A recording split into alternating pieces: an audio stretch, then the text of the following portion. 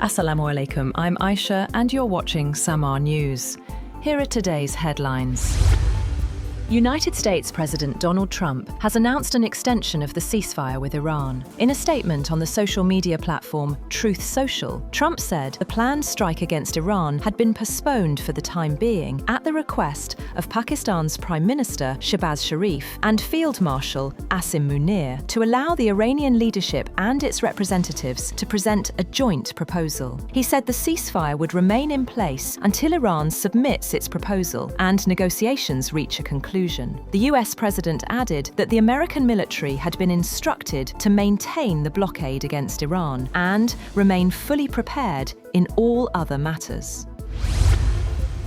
President Donald Trump has signaled that good news on a second round of talks with Iran could emerge as soon as Friday, as progress continues behind the scenes. According to reports, renewed diplomatic efforts could lead to talks within the next 36 to 72 hours, as Pakistan continues mediation with Tehran. Trump says the recently extended ceasefire will remain in place until Iran presents a unified proposal and negotiations move forward. He added that the US military will also maintain its blockade posture while staying prepared for any outcome. Prime Minister Shehbaz Sharif has thanked US President Trump for extending the Iran ceasefire at Pakistan's request. The Premier hoped that a comprehensive peace agreement would be reached in Islamabad. In a post on social media platform X, Shehbaz conveyed gratitude to Trump in his personal capacity and on behalf of Field Marshal Saeed Asim Munir. He said the extension in ceasefire would assist in advancing diplomatic efforts, adding that Pakistan would honor the trust placed in it and continue sincere efforts for a peaceful resolution of the dispute.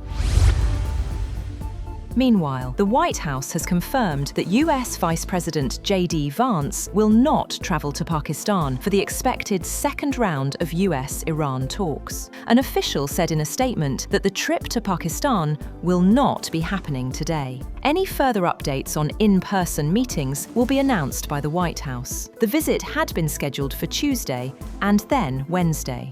According to the White House, the decision to cancel the visit reflects Washington's position that it is waiting for Iran to present a cohesive and unified proposal before continuing talks.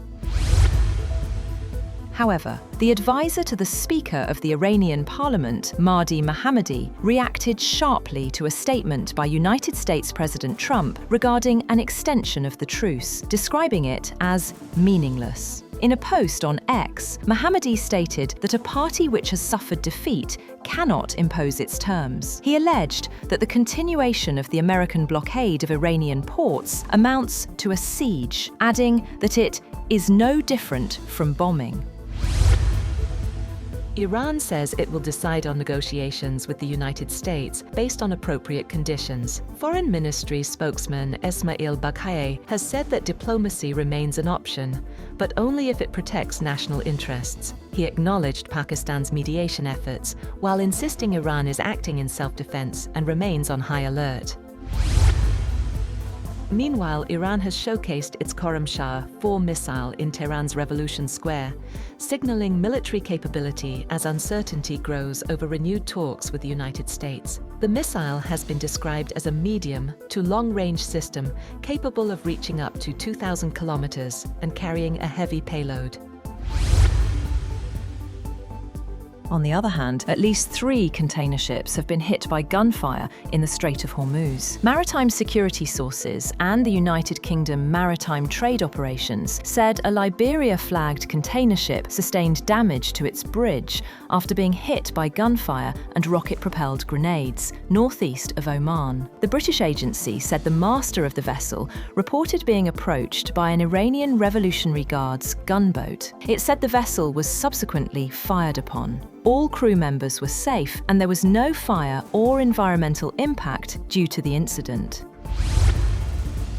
Also, Iran's Revolutionary Guards Navy has seized 2 vessels, identified as the MSC Francesca and Epaminondas, for alleged maritime violations. According to Iranian authorities, the ships were operating without proper authorization and were accused of manipulating navigation systems, actions they said posed risks to maritime safety. The vessels have been transferred to Iranian shores as investigations proceed.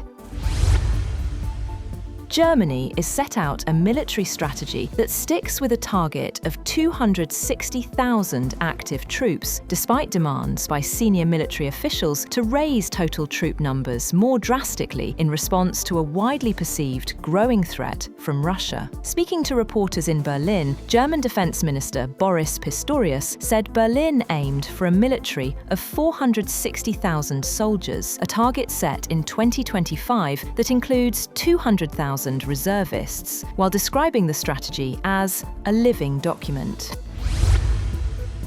And children aged 17 or younger in United Kingdom will never be able to legally buy cigarettes under new legislation approved by lawmakers. The Tobacco and Vapes Bill raises the legal smoking age by 1 year every year, starting with those born on or after January 1st, 2009, effectively creating a lifetime ban for future generations. The law also introduces stricter controls on vaping, including banning sales of nicotine products to under 18s and limiting advertising, promotions, and product displays. That's all for now. For more updates, visit www.samaa.tv. Thank you for watching Samaa News.